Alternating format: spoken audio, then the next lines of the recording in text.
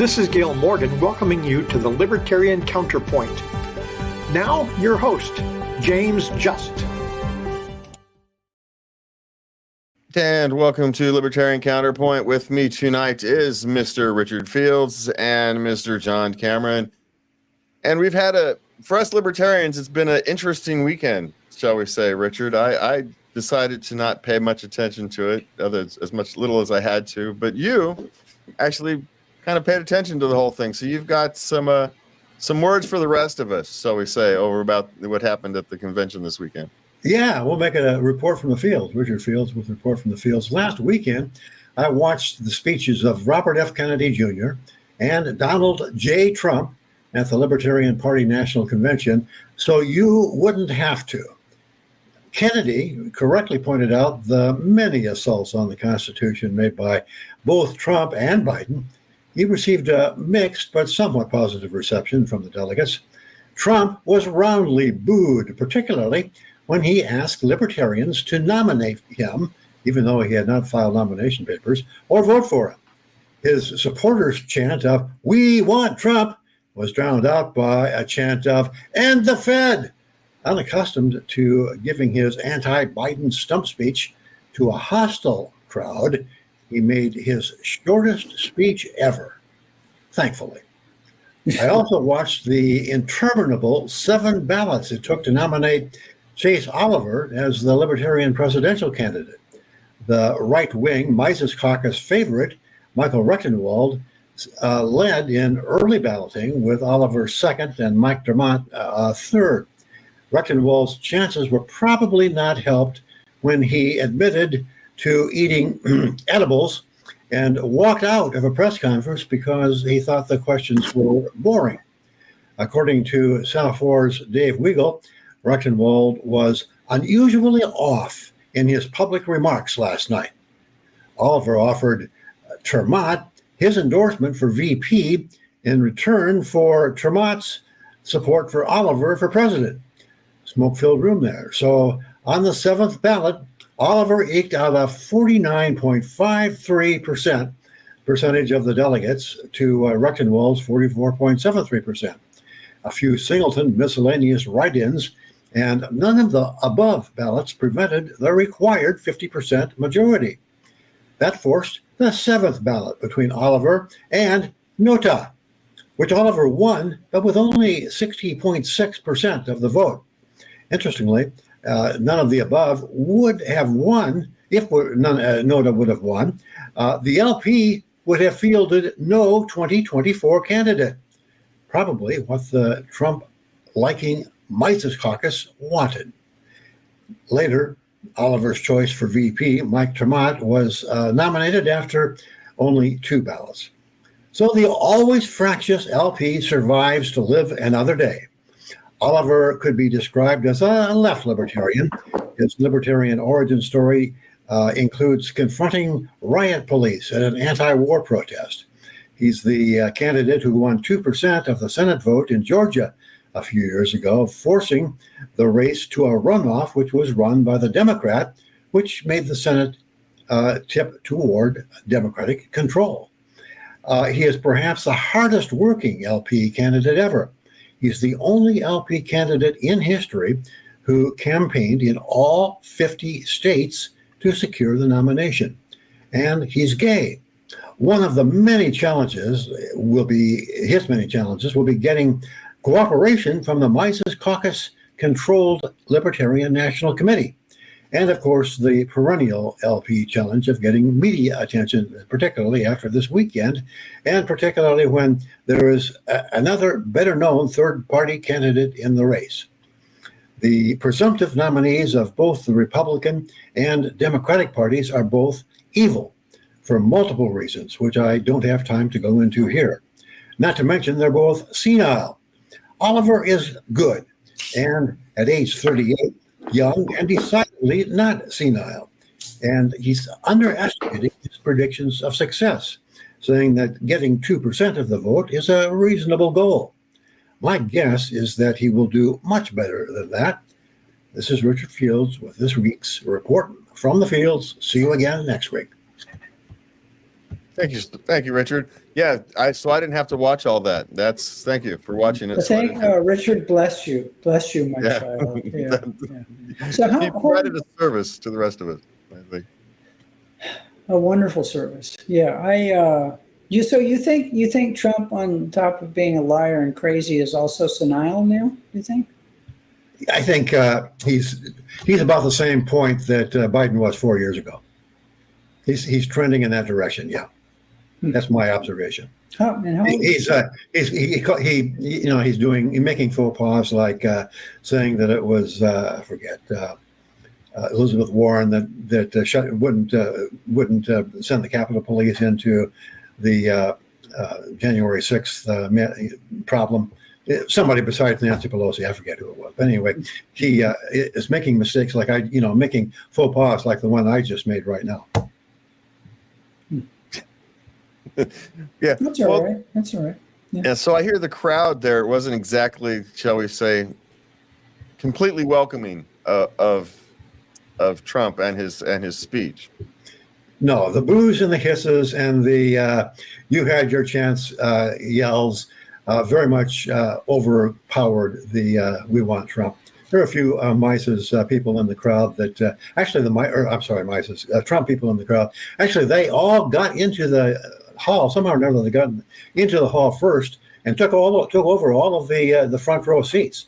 And to her credit, the LP party chair said, "Hey, you can't sit there. That's reserved for delegates." And most of them did move. Now, Trump did make a couple of fig leaf offers to the Libertarians. He said that he would pardon Ross, the Silk Road guy. He also said that he would be willing to name a Libertarian to his cabinet and to other high administration positions. But I think that the delegates saw them for what they were, which was empty promises and probably not promises that he would keep, and essentially ignored it. Yeah, that's a promise that even if he meant it at the moment, he's not going to keep it by the time it actually comes time to govern. There's no chance that's going to happen.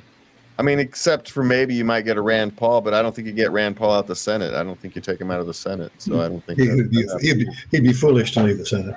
Yeah, I think that's the other problem. Yeah, I have a political theory that has.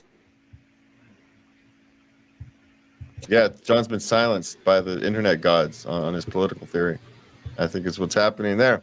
Yeah. You're right, John. What's your political theory? I'm back. So my question is has Trump named his VP candidate yet? No. I want it to be Tulsi Gabbard.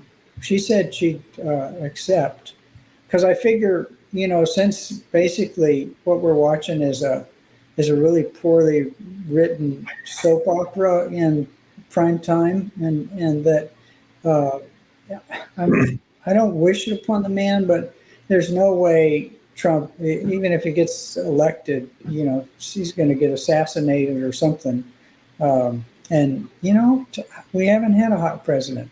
And besides that, I like a lot about what she has to say. I think she'd be a great candidate. She's young. If you're interested in the Republicans, of course she's a Democrat. You never know. I mean, the scuttlebutt on the internet now is that Biden will be replaced at the last minute because he's obviously that could happen. Yeah. Well, there's a lot can happen. Yeah. I just want the lawfare to go away. That's getting pretty boring. Yeah. Yeah. Well, the problem is, John, it's likely going to increase rather than go away. Would be the more likely option. Sadly. So yeah. I think we'll probably, since this gauntlet has been thrown, we'll probably find the same thing happening. Well, I don't know. Are they going to bring suits in Texas or something? But anyway, I know we got a lot of things to cover, a lot of ground to cover. So I'm just rambling about politics, man. Yeah, I think it's probably best discussed over one too many drinks to make sense, and then we could have some fun with it. Yeah, which in my case would be two. Yeah. Well, let's have some fun with this. Chase Oliver was nominated for president, and what was it, Mike Tremont, correct? Yeah. Richard? VP. VP. That's for those are solid kind of, frankly, they're more middle of the road libertarians than left or right. I would actually kind of argue they're both not far from each other. Well, Tremont is more middle of the road than Oliver. I mean, Oliver came from Democrat left. He was originally an Obama supporter at one time, but he got his wake up call when he nearly got clubbed by riot police at an anti-war rally, and somebody told him about Libertarian, and he said, "Hey, that sounds real good to me," and the rest is history. He's also, very, very ambitious, very.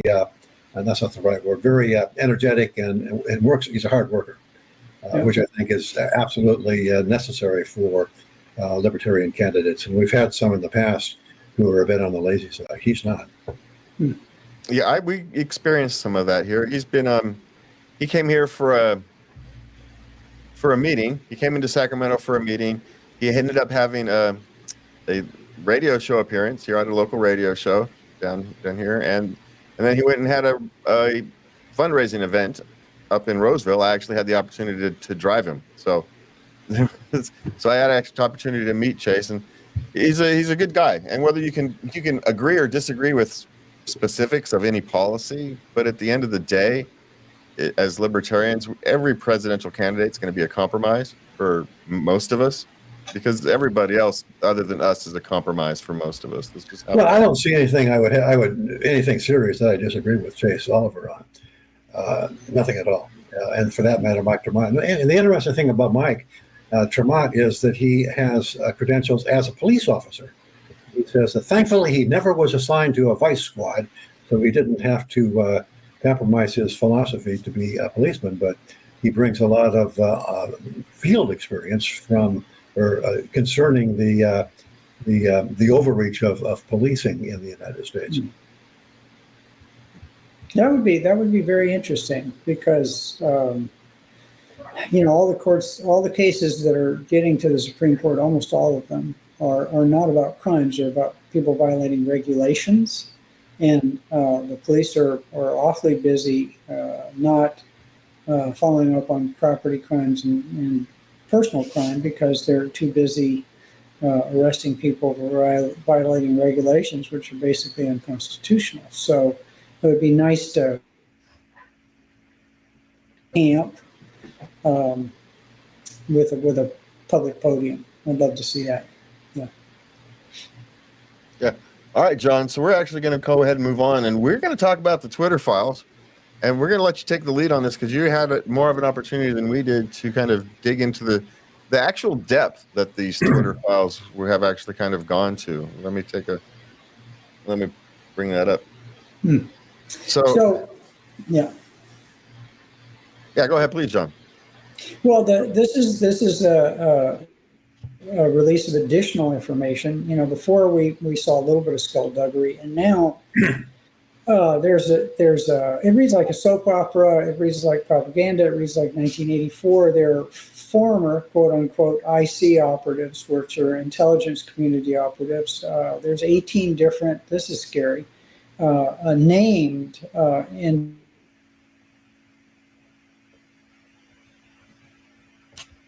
And a bunch of people who worked either in NGOs or front corporations have worked in the intelligence community, and supposedly they're no longer employed by the intelligence community. But the only way you could find out, and even not then, is by looking at their tax return and bank accounts and all the rest of that. And we're never going to get to look at that.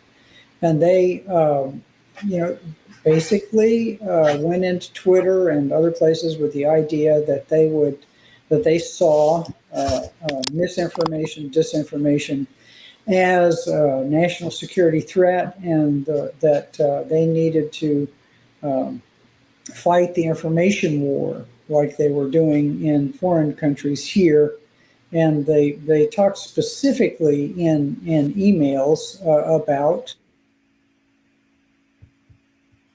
and we know that the former head of the FBI, I can't remember his name, basically reached out to all these people and asked them to suppress, to downplay, to block any discussion of Biden's son's laptop stuff. And they wrote the same group of people or people associated with them wrote a letter saying that after having never seen it, that the Biden stuff was fake, and they're the same people that created the Steele dossier, claiming that Trump was, basically in cahoots with the Russians. And these are the same kind of people that embedded themselves in Twitter. One person on the board who's a former and probably current CIA employee, and lots of other people. And then there's an Alethea group, which is a company that was paid for by a rather major venture capitalist who's provided seed money to a lot of startups. I don't know if it's Google. And we know that, there are rumors that are probably true that the CIA did some early funding for Google. So it's just the stuff that's coming out in the emails back and forth, which have been released. They hired, what's the guy?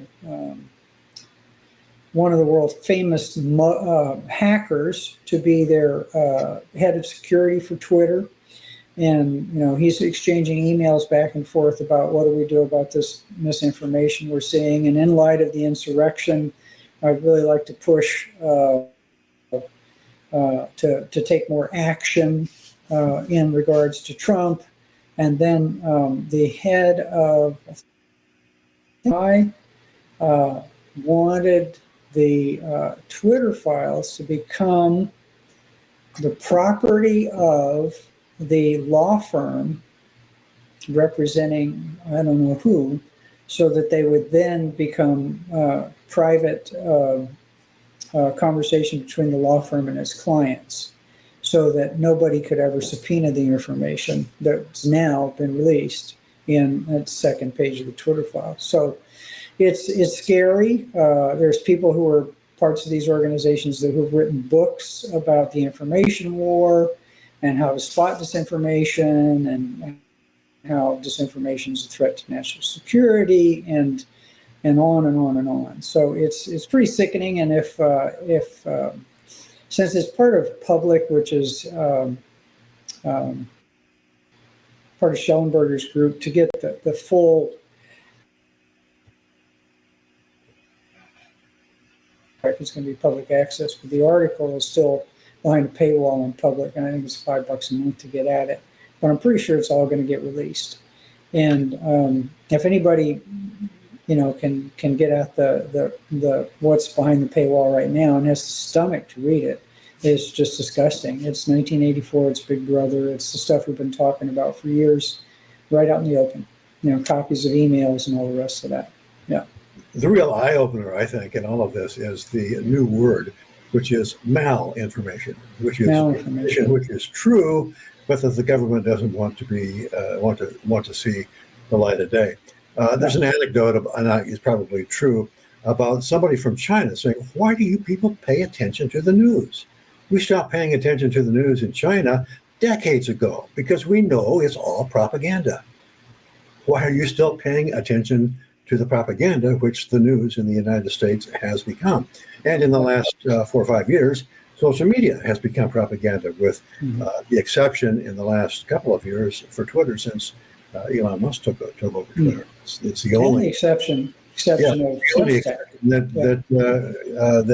that exists that I'm aware of, where the news is not filtered through a government propaganda screen to make sure everything is whitewashed and green, just made to look hunky-dory, when of course it's not.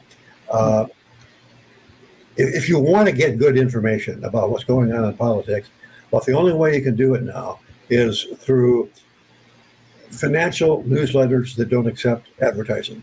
The networks are compromised because they all accept drug money, and I'm talking about advertisements for prescription drugs.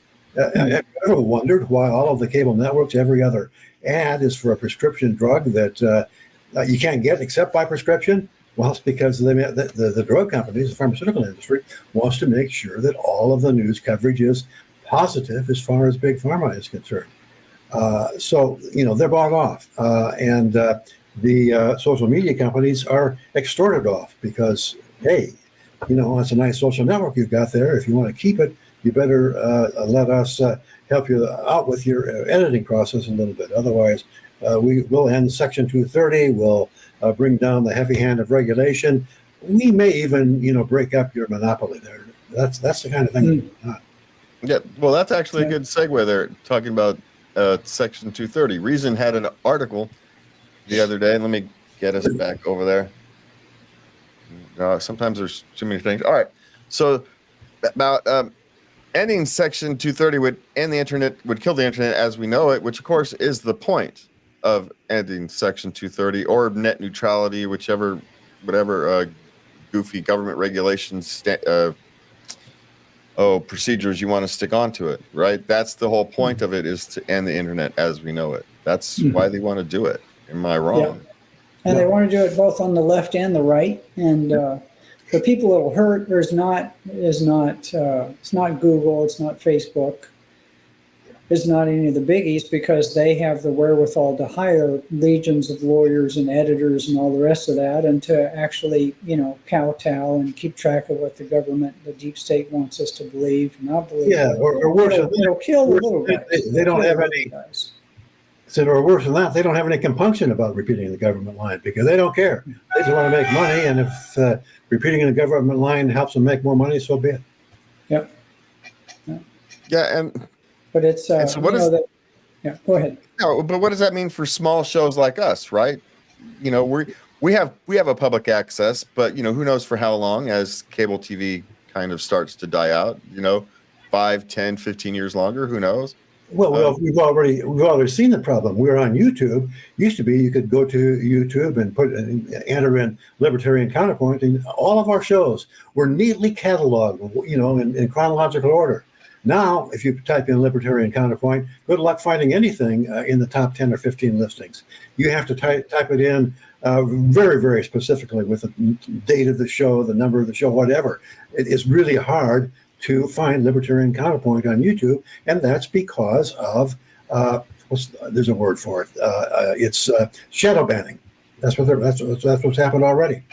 Yeah, the algorithms are. Well, I sort of feel good about being shadow banned. On the one hand, it means maybe somebody sees us as a threat, but on the other hand, if we're being shadow banned, and I don't know what our viewership is, I don't know, if it's in the tens of thousands. An awful lot of people have told me they've seen this show that I wouldn't have thought would have ever watched a Libertarian show. Said, you're the guy on the Libertarian show. And I'm thinking, you watch the Libertarian show? Now, a lot of people stumble on it when they're channel hopping, because apparently people do that. They take out their remote control and still go up and down channels, and there's my shiny bald forehead like a searchlight on TV, and they say, I've seen you on that show. So on the one hand, it means maybe we're making some waves. On the other hand, it's a shame that they have the ability to do that. Yeah, and the algorithms also, just beyond shadow banning, if you don't play the algorithms, if you don't do the proper keywords at the right time, that's one of the things I don't do, is when we do research, is I don't pay attention to what the algorithms want us to talk about. I talk about what we find interesting or what we want to talk about, and the algorithms be damned. But that's a problem. If you want to be successful, you've got to feed the algorithm what it wants, and so they can control you that way. And we've seen it time and time again. Lots of independent journalists, they go down a certain rabbit hole and they get stuck there because the algorithm that's how they feed their families, by feeding the algorithm. And it creates a dangerous precedent for all of us, I guess. Yeah, and just to be clear on what Section 230 does. What Section 230 does is it says that a platform can't be sued for what some random person posts on that platform. So if you are a random person posting something on Facebook, Facebook can't be sued for the libelous, nasty thing that you said. You can be sued still, but Facebook can't. That's what Section 230 does. It protects platforms from being in a position where they have to essentially censor everything. And what the government wants is they want the platforms to essentially censor everything so that the government doesn't have to. Well, both sides are upset about it because Well, yeah. the people on the left are upset because the platforms are allowing things that they don't like and they want to stop. And the people on the right say that they're being censored and they want to make sure they have the same access that the people on the left have. And it's pretty easy to see that the preponderance of the shadow banning and everything is anti-right, anti-libertarian, anti-anything but the deep state left. And Woke big government. Simple. What? Woke big government is what's acceptable. World big government is the so front and center. All right, so while John's freezing, or I'm freezing, we got to move on. We've got a couple minutes left.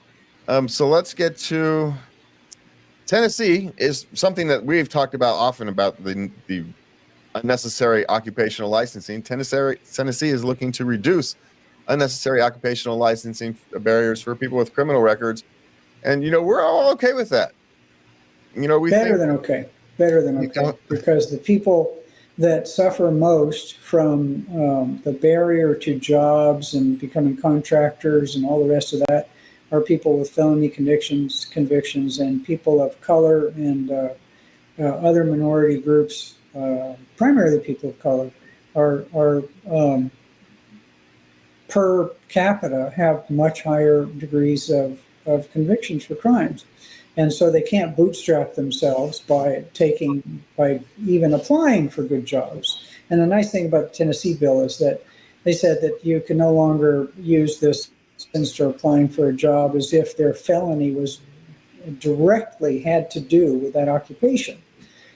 So I'm not even sure I go for that, but it's certainly, and this is the second time they've improved it. So my hat's off to Tennessee. I'd love for California to do that. Well, and I think you have to recognize that we're in favor of getting rid of licensing altogether. Licensing is nothing more than getting government permission to earn a living, and the government should not be in a position where they give permission for people to actually go out and work. No, it's basically the market will take care of all of the abuses that occur very easily. People don't go back to masons that lay the bricks crooked. Yeah, well, this thing, you spend some time in prison, you learn how to say cut hair, and so you go out you're back into the world, and now you have this ability to cut hair, but you're not allowed to do it because you have the government paper pushers say you can't, because you somehow, despite the fact that you can, despite the fact there are people willing to pay you to do it, you're not gonna have to be a criminal again in order to do it and earn a living, because they won't give you a piece of paper to do it. It's dumb on its face. We are out of time. Thank you for being with me, gentlemen. Thank you, Richard. Thank you, John. Thank you for watching. Please remember to love everybody and have a good night. Have a good one. Thank you so very much, James. This is Dale Morgan thanking you for watching the Libertarian Counterpoint each Thursday at 8 p.m. Channel 17 on Comcast, on YouTube, and on Facebook. We invite you to come again next week for the Libertarian Counterpoint.